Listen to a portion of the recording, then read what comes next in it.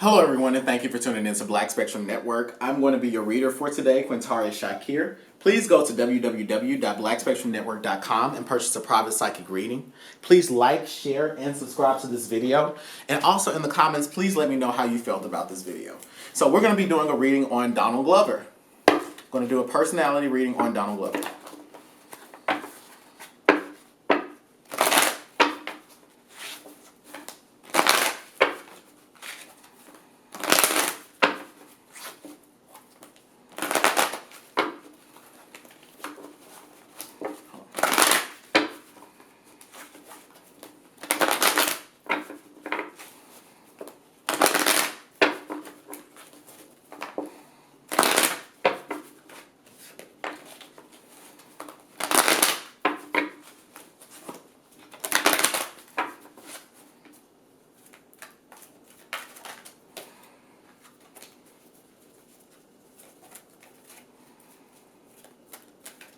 Okay, so Donald Glover.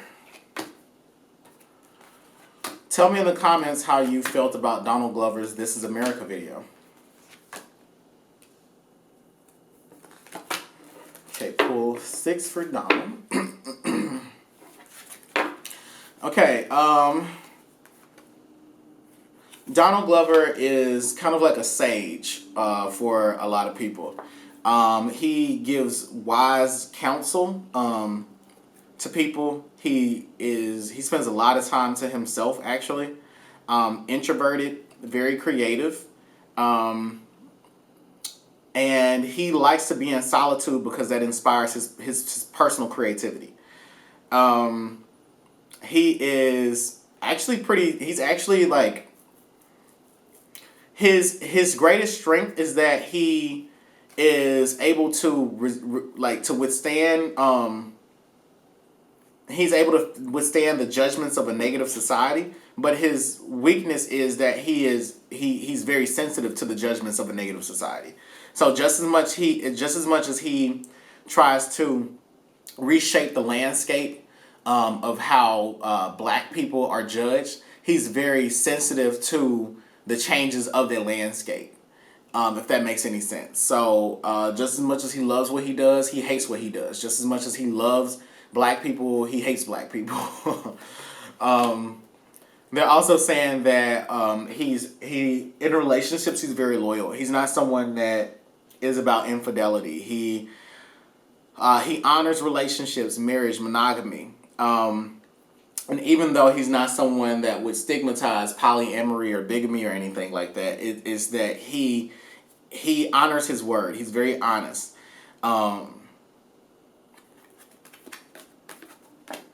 Again, mentor. So they're saying that Donald Glover is somebody that passes on a lot of good information to people, especially in this industry. He's actually like, they're saying that there are some very hardcore people that lean on Donald Glover in private for, advice on how to deal with white people, advice about how to get them to fund different projects, and advice, and sometimes even relationship advice.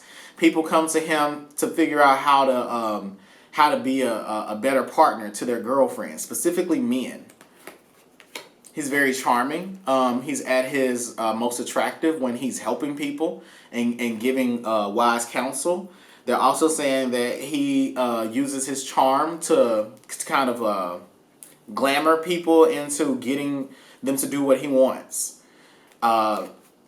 There's an element of his personality that's very childlike in nature, which means that he's young in mind, body, and spirit. So he has a lot of energy, a lot of vitality. He sees things with fresh eyes. So he has an old soul with new eyes. So nothing it's like Donald Glover's like, there's nothing new under the sun, but he always finds a new way to observe the same situation. And in doing so, he's always happy. He's always upbeat. He's always engaged and thoughtful because he's always trying to look for something new to learn. Finally, they're calling him a liberator. So just very naturally, he's not someone that wants to diminish the star power or especially the star power of someone. If there's something that's about you that's really quirky, he wants to work with it. If you talk a lot, Donald Glover's going to listen a lot. If you are very upbeat, Donald Glover's going to be upbeat. He doesn't want anyone to feel as though they don't belong, especially when they're around him. So he's very very open, very accepting, very tolerant, very pro everything, you know, and he's that way simply because it's about learning, curiosity, experimenting with the politics of respectability. All right, so I'm gonna shuffle my tarot, and we're gonna ask a couple of questions about Donald Glover that are very important to how people are perceiving him and the conversations about him, his ideas, and his performance of black masculinity.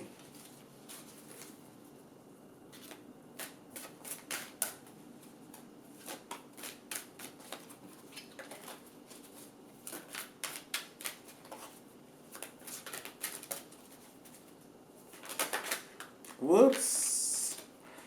And these two flip. Okay, last shuffle. Okay.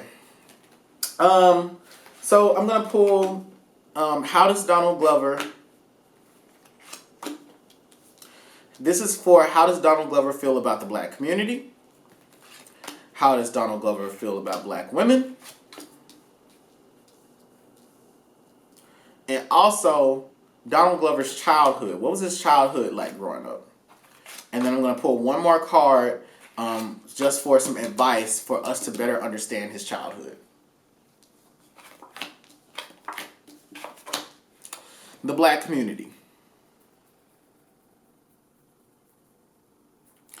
Donald Glover feels like white people capitalize on black culture and that we are victims of white capitalism. He feels like there are white people, specifically white men, orchestrating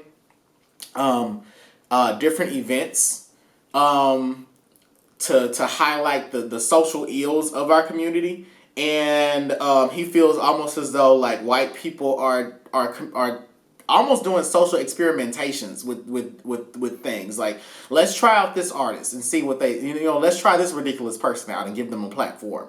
Let's do this. Let's shine a light on this. And Donald Glover, he believes that he thinks that he believes that he can use the master's tools to awaken and elevate the community. So it's like if white people are going to use white supremacy to promote us as pathological deviants, I'm going to, and black people, find an unconscious admiration for those images.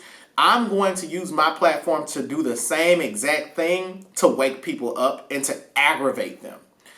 I'm also saying that he thinks that the black community is unstable in terms of its wealth and finances, that we don't invest enough into black business. And so Donald Glover believes that if he takes white people's money and he invests it back into black things, that's what he does. And he does it in the background. And as he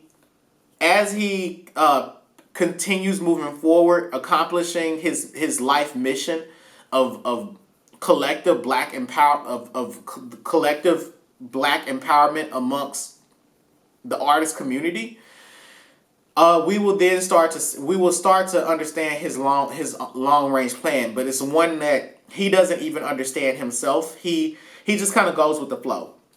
But he also feels like the black community, there's too much infighting with each other. And because of that, we can't see the powers that be that orchestrate things from the top. Does he have negative attitudes towards us? Is there a negative bias there? Sometimes there's a negative bias. Sometimes. And he tries to keep it in check. Donald Glover does have anti-black attitudes, but he tries his best to keep it in check.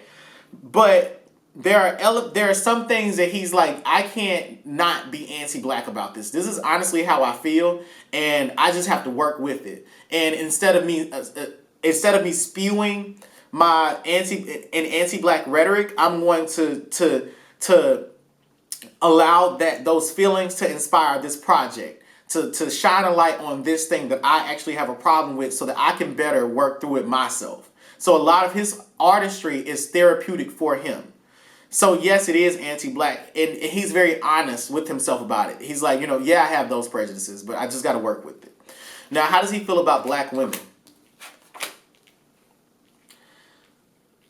He feels that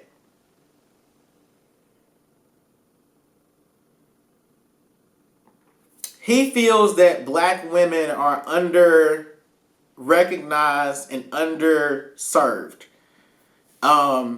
And he feels they're under-recognized in terms of their talent, and they're underserved in terms of how capitalism doesn't reach their needs as a human community. So black women, he feels that they don't have enough positive images, enough complicated images of black womanness.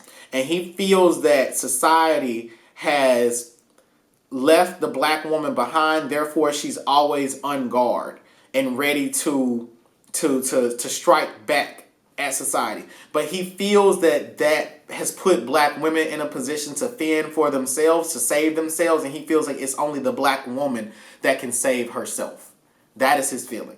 He doesn't feel that it is his role or his job to uplift the black woman. He feels it is the black woman's job to do that, because only the black woman knows best for what she wants.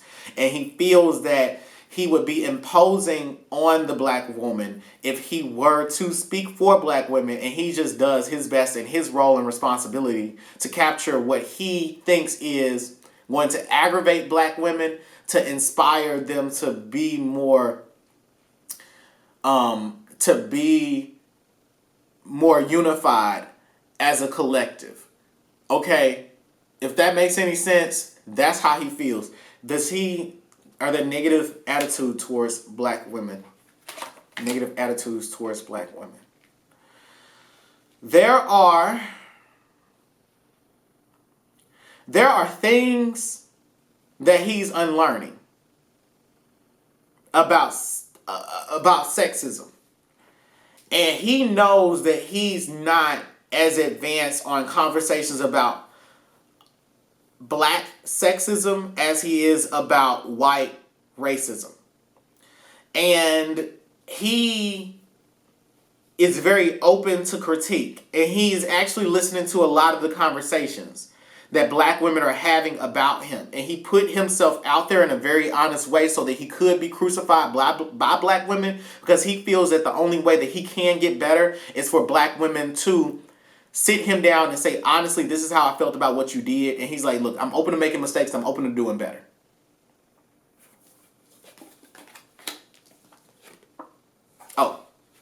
And the last was his childhood. Donald Glover's childhood.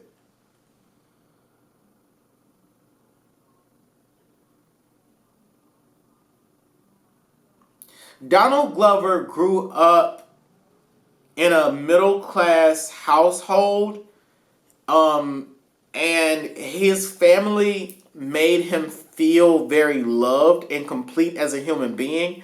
But going into a poor Atlanta made him question his completeness as a human being. His family knew very early on that he was going to be tremendously successful, based around his intellect, because his mind, the way that it works, he absorbs a lot of information, and processes it very quickly, and the conclusions that he comes to when he deals with the data are very unique, and those conclusions can turn into very profitable projects. If I just said a lot, okay, Donald Glover is brilliant, okay?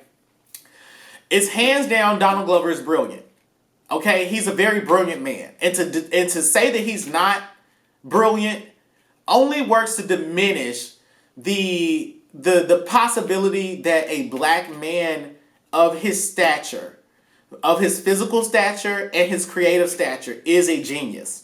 He is very smart. That's what Spirit is saying. He's very smart. His parents told him that he was smart. His parents loved on him. His parents poured those ideas into him. But when he stepped out into society, they misunderstood him. They could not see him as a financially enterprising man.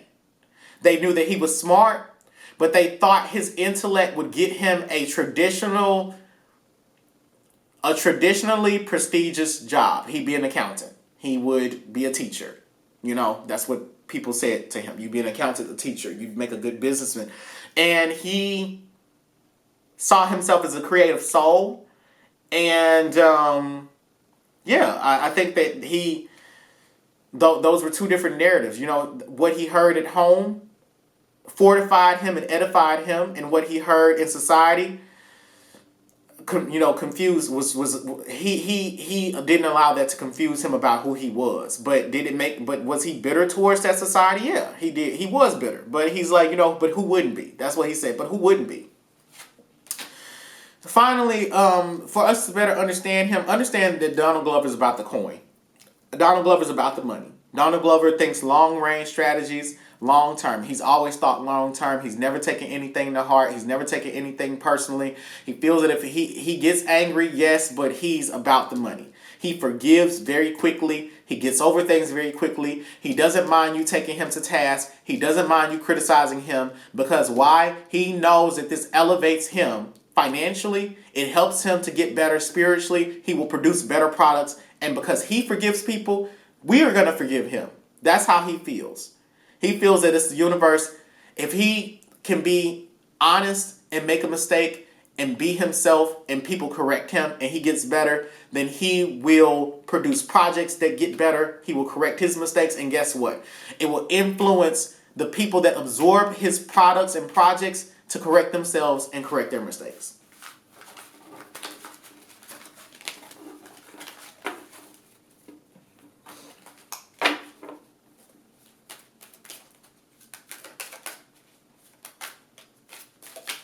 We're going to be doing a reading about Donald Glover's, the future of his music, and his hit television series, FX Presents Atlanta.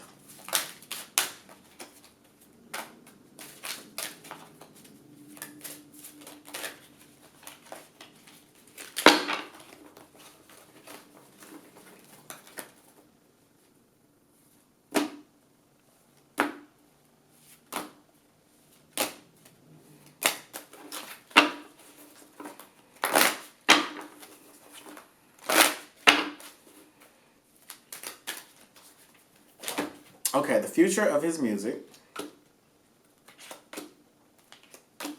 and the future of his TV show.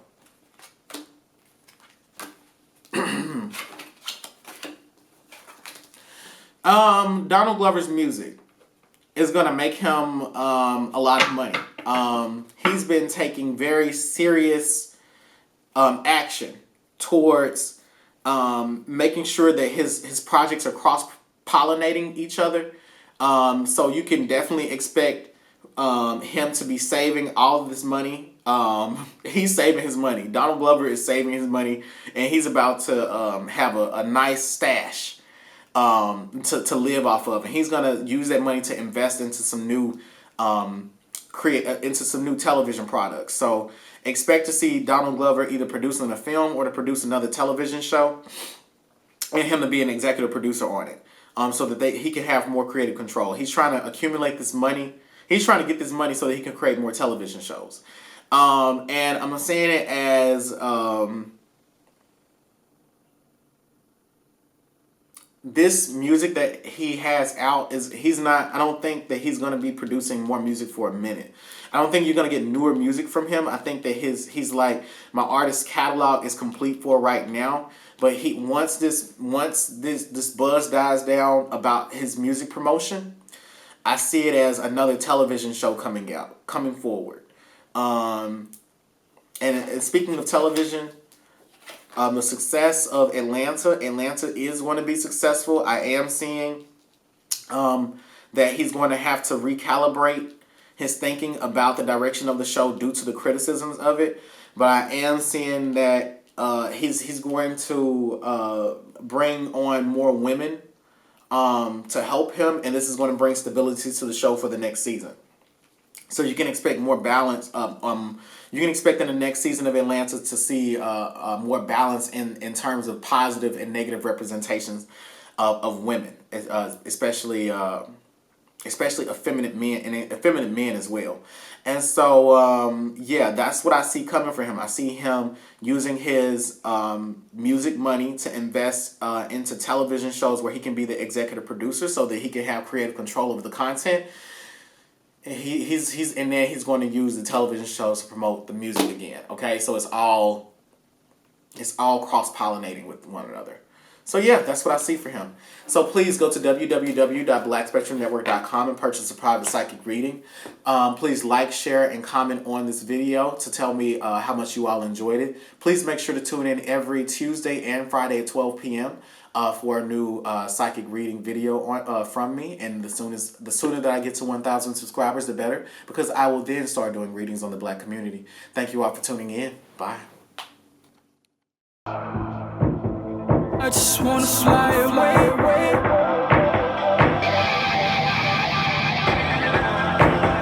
First class out of space.